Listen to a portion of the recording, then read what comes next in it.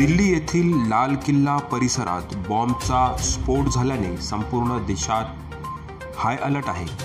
मुंबईतील गर्दीच्या ठिकाणी सुरक्षा व्यवस्था वाढवली आहे.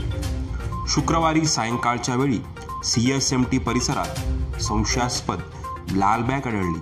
त्यानंतर या भागातून प्रवाशांची रहदारी बंद करण्यात आली, तसेच बस सेवा देखील बंद केली. या घटनेची माहिती बॉम्ब शोधक आणि निकामी पथकाला दिल्यानंतर घटनास्थळी हे पथक येऊन त्यांनी लाल बॅगेची तपासणी केली. अत्यंत काटेकोर पद्धतीने सावधगिरी बाळगून बॅगेची छाननी केली. मशीनने तपासणी करून झाल्यानंतर बॅग खोलली असता त्यात कपडे आणि इतर अत्यावश्यक साहित्य आढळले.